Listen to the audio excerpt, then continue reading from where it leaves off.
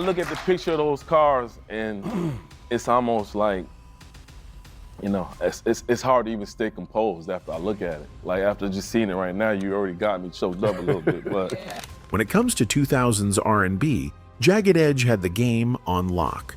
Smooth harmonies, wedding anthems, and a track record of making the ladies swoon. But behind the baby-making music and Billboard hits, a whole lot of drama. so he went to Arista, and Columbia basically told him, like, if you want them, you're gonna have to pay for a football team. You know what I'm saying? And JD was like, I don't want them that bad. From label beefs and industry politics to messy relationship scandals and accusations that had fans raising eyebrows. Back with R&B singer Kyle Norman from the group Jagged Edge. Now, in January of 2015, he was arrested for assaulting his now wife. Their legacy isn't just about love songs, it's about the chaos that came with them. Buckle up, because this isn't just a story about an R&B group. It's about the highs, the lows, and the controversies that kept them in the headlines. Girl, just believe, I promise. Jagged Edge came straight out of Atlanta and made sure R&B would never be the same. Signed to Jermaine Dupri's label, they had the perfect mix of smooth vocals and that unpolished, straight-from-the-heart storytelling that made their music hit differently. Brandon and Brian Casey, the identical twin leads, teamed up with Kyle Norman and Richard Wingo to create a sound that was both classic and fresh. Their first album didn't exactly shake the industry overnight, but once they got going, there was no stopping them. Album after album, they kept proving they could hold their own in an era packed with some of the biggest names in the game.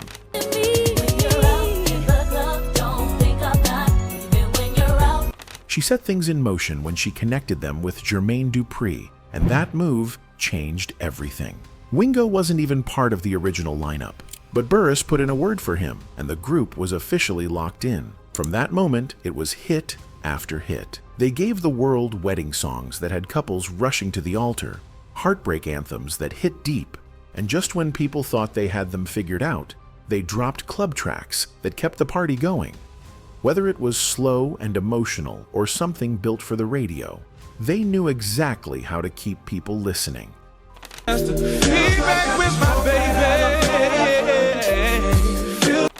Even their name had weight, pulled straight from a RZA lyric on an Old Dirty Bastard track. And honestly, it made sense. They had that perfect mix of smooth and unfiltered, giving people love songs with an edge.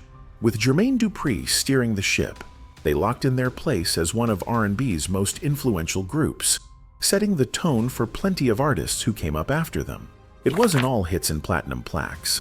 Like a lot of R&B groups from their era, they dealt with label drama, internal clashes, and a few scandals that sometimes stole the spotlight from their music.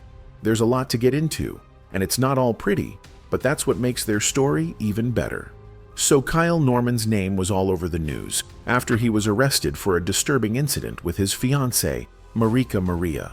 It was a moment that cast a heavy shadow over the group, shifting the focus from their music to something much darker. Back with R&B singer Kyle Norman from the group Jagged Edge. Now, in January of 2015, he was arrested for assaulting his now wife. Police showed up at their Atlanta home to a horrifying scene. Marika Maria was bruised, bloodied, and barely able to see out of one eye. She told them Norman had choked her with a scarf, forced her engagement ring down her throat, and threatened to end her life. The details were beyond disturbing, shaking up the R&B world. Norman was arrested on the spot and hit with an aggravated assault charge. Almost a year later, the couple sat down with Steve Harvey to talk about what went down and how they tried to move past it. Norman didn't sugarcoat anything. He admitted to the attack and called it something he couldn't even recognize himself in. He described feeling out of control, knowing he was hurting her but unable to stop, questioning himself in the moment like, why are you doing this to someone who means everything to you? And he came home, he was a bit intoxicated, just a tad bit. He had some bad news of his father diagnosed with cancer and not having long to live. He swore it had never happened before and blamed it on years of bottled up pain and substance abuse. In his head, he wasn't just lashing out, he was breaking down. He even said that in the middle of his rage, he wanted Marika to hold him instead of pulling away, like that would have somehow stopped everything from spiraling. Looking back, he called himself delirious, lost in hurt, convinced the whole world was against him. Harvey didn't sugarcoat anything. As a dad, the whole conversation hit a nerve. Then he turned to Marika, straight up asking how she found it in her to forgive after everything she'd been through. For her, the damage went way beyond cuts and bruises. She lost her foster daughter, her job, and even her relationship with her dad. But somehow, she still chose to move forward with Norman, convinced that the man who did this to her wasn't the real him. It cost me a lot. It cost me my career. It cost me relationships with my family, close friends, of course, my father. And so it's just been hard. For her, love and faith meant letting go of the past. She believed the man who hurt her wasn't the man she knew, the one who had always provided for her and had her back. In her eyes, he was out of his mind that night, lost in alcohol and drugs, completely disconnected from himself. I also understand, too, that, you know, when you love someone, you just believe in God, you just have to forgive. And this was just a situation. Despite everything, they ended up tying the knot later that year. Norman promised to change, owned up to his mistakes, and made it his mission to speak out against domestic violence. He wanted people to know he wasn't running from what happened. He messed up badly, but he was determined to do better. In his mind, everyone slips up, but it's about owning it and making things right. He promised to speak up about domestic violence and do whatever it took to prove he'd changed. I'm sorry, baby. I would never, ever cause harm to you. I don't ever want to lose you. I want you. Jagged Edge never cut ties with Norman, but the situation definitely left a mark. It also brought up the bigger issue of domestic violence in the music industry, especially in R&B and hip-hop, where stories like this have popped up way too often. Like a lot of artists trying to make it in the industry, Jagged Edge had their fair share of label drama. They started strong with So Def and Columbia Records, with Jermaine Dupri guiding the way, but things got messy over time. Between contract headaches, industry politics, and feeling boxed in creatively, they started running into the same struggles that come with major record deals. The industry was shifting, labels were switching up their priorities, and music trends were changing fast. They ended up feeling stuck in limbo. A few years later, they cut ties with So Def and tried to start fresh with Island Def Jam. But their album under the new label didn't hit like their earlier stuff. Frustration started creeping in, and the industry was starting to feel more like a headache than a home. Jermaine Dupri had his fingerprints all over Jagged Edge's biggest hits. Wedding anthems, club bangers, and slow jams that had R&B on lock. But over time, things got a little tense behind the scenes. They never put him on blast, but the energy shifted. Creative clashes and business moves had them drifting apart. And while there was no public fallout, it was obvious things weren't as smooth as they used to be. Word on the street is, they definitely felt like they weren't getting the same love as some of Dupri's other golden boys. Think Usher, Bow Wow, the usual suspects, but those could just be speculations. Then there was the whole control issue. Dupri had a big hand in their come-up, but they wanted more say in their sound and career moves. Hey, you know, that's our big brother, man. He gave us jobs, man. Like, honestly, like... See, according to the guys, what had happened was Jermaine had a deal with Columbia, but things didn't click, so he dipped. He had a situation with Columbia. They couldn't get on the same page, so he left and went to... Where did he go? First stop, Arista. But Columbia wasn't about to make it easy. If he wanted to take the boys with him, they made it clear he'd have to cough up an amount that could fund an entire football team. And he wasn't trying to do all that. So he went to Arista, and Columbia basically told him, like, if you want them, you're going to have to pay for a football team. You know what I'm saying? And JD was like, I don't want them that bad. They wanted to go, but it just wasn't in the cards at the time. And no, It wasn't like he cut them off just because they weren't under the same label anymore. Over the years, they linked up with him again, first at Def Jam, then later for an album at So So Def. Music is messy like that. Keeping solid relationships is key, but at the end of the day, if things aren't lining up, everybody's got their own goals to chase, and that's exactly what they did. According to the guys, no shade to Jermaine, and Jermaine was always going to be their guy, no question. But keeping it real, getting him to jump on something he wasn't already locked into, that was a different story. They hit him up about all kinds of things, but unless he was leading the charge, making it happen wasn't exactly easy. That said, he played a huge role in shaping them as producers. Writing was already in their DNA, but working with him, that pushed them to learn the production side, making their own beats, playing their own keys, figuring it all out so they never had to wait on anybody. And it wasn't even about shade or resentment. They weren't built for that petty energy. They saw the bigger picture, appreciated the risk he took on them, and kept it pushing. The truth was, they had been running their own show from the start, writing, handling their own styling, getting everything in place. The only thing they really needed? A check. Now, Jagged Edge wasn't just another R&B group. They were everywhere. Sold-out shows, crazy record sales, big-name endorsements.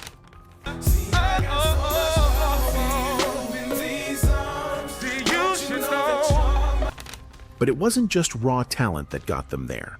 A powerhouse label, industry connects, and non-stop radio and TV play made sure they stayed on top. The problem?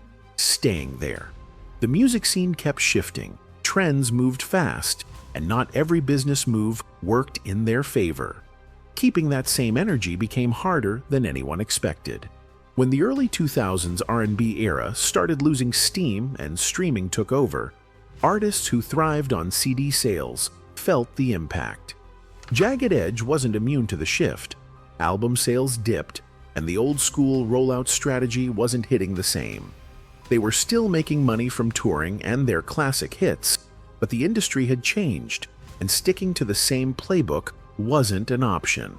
Money drama has been a recurring theme for plenty of artists from that era. Bad contracts, missing royalties, and deals that weren't exactly set up in their favor. Jagged Edge never had a full-blown financial meltdown like some of their peers, but there's been talk about business moves that didn't pan out and missed chances along the way. The music industry in the 90s and 2000s wasn't always kind to artists when it came to getting paid what they were owed. And for groups that had been in the game for decades, keeping the cash flow steady wasn't always simple. Ditching a major label can be a double-edged sword. On one side, artists get to call the shots, keep more of their money, and drop music on their own terms. But on the flip side, they're also saying goodbye to the deep pockets, industry plugs, and marketing muscle that come with being backed by a major player.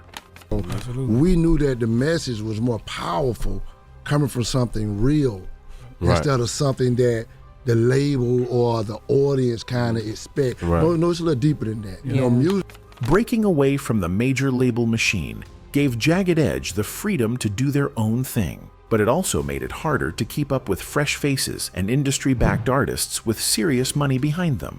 Without the same push from big-budget marketing and distribution, their music wasn't getting the same spotlight, and their presence in the mainstream started to fade. Some fans think sticking with Jermaine Dupri or a major label might have kept them in the game longer. Dupri had a way of keeping his artists in rotation no matter how the industry flipped, but by the time Jagged Edge linked back up with him for J.E. Heartbreak the 2, the music scene had already shifted, and their moment in the mainstream had passed.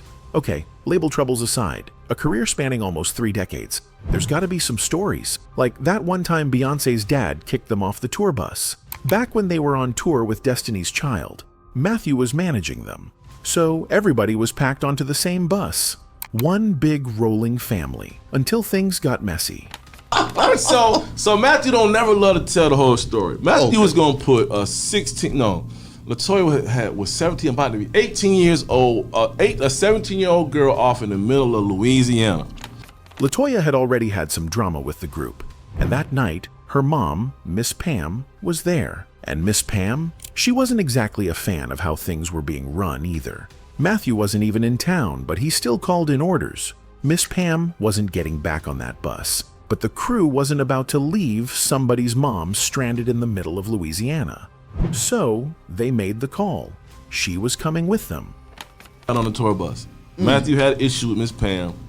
Matthew didn't like that one bit. Next thing they knew, cops were showing up and they were getting kicked off the bus. But really, how bad could the issue have been to justify all that? The man wasn't even there, making decisions from who knows where. And yeah, they took the high road, but let's just say, if Matthew had made the mistake of walking past that bathroom at the venue, he might have had a real problem on his hands. Word got around that the boys had really stepped up that night, ready to go to war for the group. Even LaToya's people were out here telling the story. But we was like, hell no, you ain't finna put her off the bus no. The boys went straight to the girls, trying to talk it out, because if it had been their own mom, it would have gotten real ugly, real fast. But instead of blowing things up, they tried to reason with them. Matthew, nowhere to be found. Dude was making calls, but didn't want to actually have a conversation. So the boys turned to the rest of the group, hoping they'd have LaToya's back. But they were already over it. They had their own problems with her and Miss Pam. And that's why things had escalated so badly. Even Kelly, later on, admitted that by the time Matthew got involved, they didn't have much of a say in how things went down. There's also that story about that thing they almost went at the 112 crew. Back in the day, people loved to act like there was some big showdown between them and 112. The industry ate that up, and Charlemagne definitely added fuel to the fire. But real talk, there was never any actual drama. If anything, those guys were like family. Out of all the groups they ran into back then, 112 was the closest.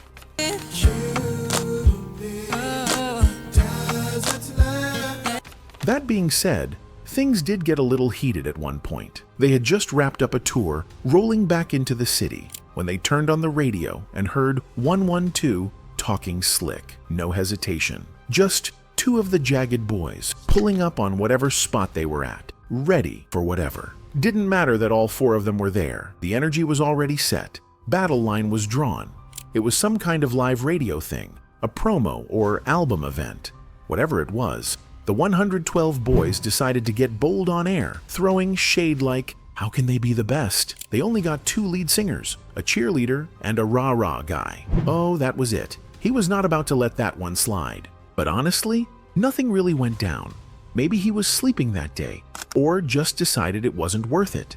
Either way, they pulled up, and suddenly, everybody was quiet. And looking back, it was probably all part of a bigger plan to hype up a tour or something. They knew how to throw shots back, but funny how nobody ever had that same energy in the same room. They had known those guys forever. Since they were kids, basically, so if something was about to pop off, the least they could have done was give a heads up. But nah, back then, everybody was playing into that fake beef nonsense.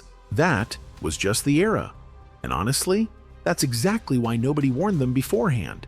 They weren't about to play along, would have shut that whole thing down before it even started. Then there's Brandon's accidents. It's been 7 months since that accident. 7 months. You suffered a broken neck, 5 broken ribs, a skull fracture. 5 on one side, 1 on the other side. Back-to-back car accidents in less than a year? That was brutal. The first one was bad enough. Busted leg in 2 places, wrist injuries, a knot on the head. But the second one? That one really did some damage. The first crash, it all happened so fast. Rolling down the street, another car sitting there. Both drivers making eye contact like, yeah, I see you, you see me.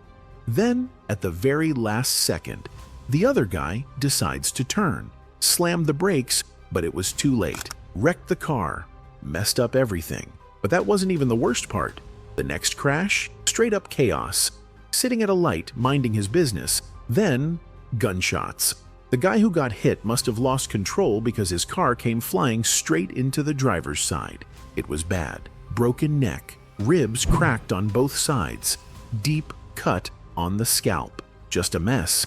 Sometimes I look at the picture of those cars and it's almost like you know, it's hard to even stay composed after I look at it. Like after just seeing it right now, you already got me choked up a little bit, but. The crew was shaken.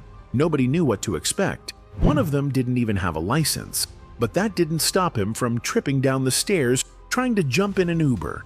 The second they heard about it, they all dropped everything. And to make it worse, the first call they got made, it sounded like he'd been shot too. That hit different. That wasn't just a bandmate. That was family. We've been in the group since we were 15 years old. We've been in the group since we was 15. We've been doing this professionally 27 years. Right. So we've been friends about 34, 35 years.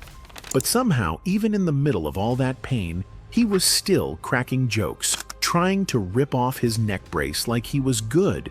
That was the moment they knew he'd be all right. Scared? Absolutely. But together, they had each other. That's all that mattered. Okay, now while these stories are interesting and the boys have a lot of them, like I said earlier, almost 30 years in the biz, there's bound to be a lot. But let's talk about the amazing career these guys have had and their impact on R&B.